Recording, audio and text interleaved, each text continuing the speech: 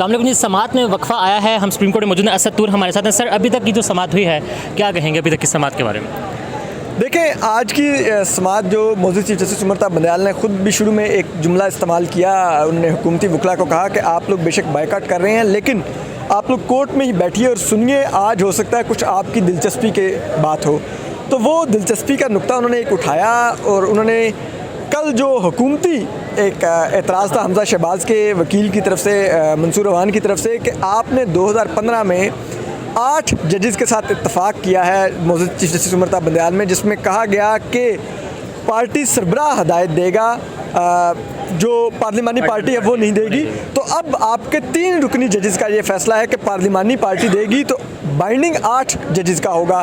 तो वही बात आज फिर मौजूद चीफ जस्टिस उमर ताब बंदयाल ने आज कहा कि मैंने कल रात जब वो जजमेंट पढ़ी जो मंसूर अवान ने कोर्ट की, तो उसके बाद मेरे जहन में 3 सवालात पैदा हुए और मैं चाहूँगा कि पीटीआई के जो वकला थे अली ज़फ़र और जो इम्तियाज़ सदीकी साहब, वो मेरी मुआवनत करें और वो बताएं कि क्या वो जो माजी का 2015 का फ़ैसला है कि जिससे मैंने इत्तफाक किया हुआ है, क्या वो मुझ पर अभी भी बाइंडिंग है।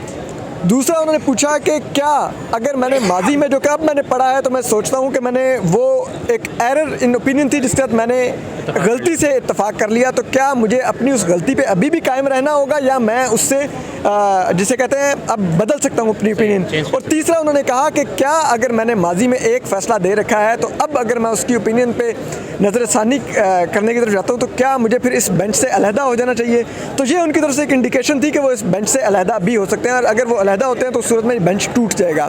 और फिर अगर ये बेंच इस बात पर टूटता है कि 8 रुकनी जो माजी में 2015 का फैसला था उन जजेस की ओपिनियन मुख्तलिफ थी, तो फिर उस सूरत में फिर 8 रुकनी जजेस की ओपिनियन को नज़रसानी के लिए फिर मिनिमम आपका 9 रुकनी बेंच बनेगा। 8 से ज़्यादा हो जाएंगे, 8 से ज़्यादा, क्योंकि 8 से ज़्यादा ही होंगे तो वो 8 को चेंज कर सकेंगे।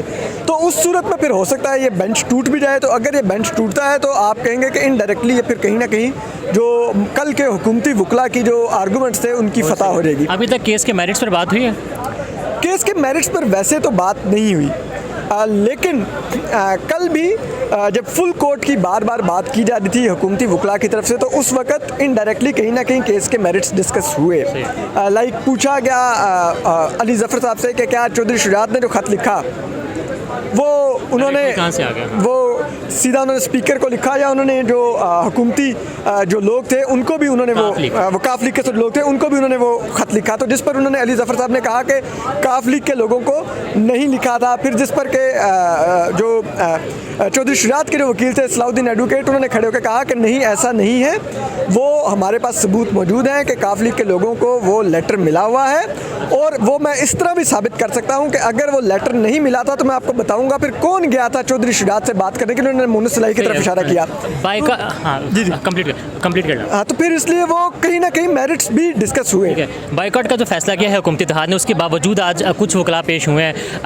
इरफान कादिर सब तो वापस हो चुके थे, फारूक नाइक साहब हो सके, बाकी कुछ लोग अंदर थे। तो बाइकॉट पॉलिटिकल स्टंट है या फिर कुछ वो केस को आईनी तौर पर तूल देना चाह रहे हैं?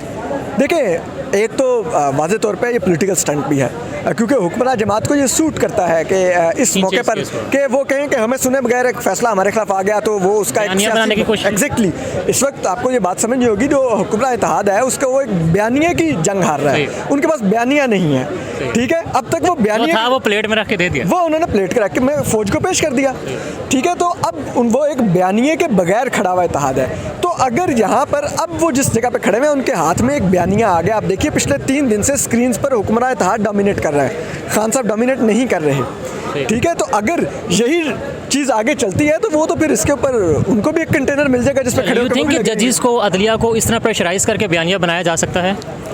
देखिए, वैसे तो अगर आप देखें आइडली तो ये हमारे मौजूद जजेस का काम नहीं होता कि वो इस किस्म के बयानियों के और प्रेस कॉन्फ्रेंसेस के और सोशल मीडिया के प्रेशर्स में आए। मुझे याद है रिटायर हुए थे चीफ जस्टिस थे जवाद ख्वाजा साहब, यहीं जजेस कॉलोनी में उनकी रिटायरमेंट के अगले दिन मिलने उनको उनके घर गया।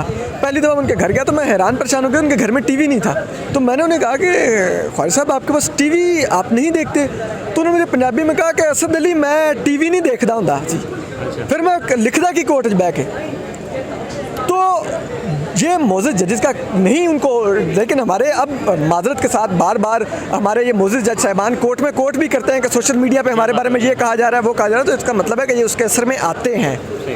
तो ये अब एक रवायत पड़ गई है इस कोर्ट में। अब अगर जजेस ने ओपिनियन को लीड करने वाले फैसले लिखने हैं, ओपिनियन मेकिंग नहीं करनी बल्कि ओपिनियन लीड करनी है, तो वो काम तो हमारे एंकर्स भी कर रहे हैं, मुझे से साफ़ी भी कर रहे हैं। क्या लगता है फैसला आ जाएगा आज या नहीं आ जाएगा? गालिब इम्कान है आज ही फैसला आएगा। या तो वो इसी पे डिप्टी स्पीकर की रूलिंग पे वो क्लियर फैसला दे देंगे कि वो दुरुस्त थी या गलत थी, या फिर वो बेंच से अगर मौजूद चीफ जस्टिस उमर ताब बंदयाल अलहदा हो जाएंगे तो फिर वो ज़्यादा किसके चांसेस?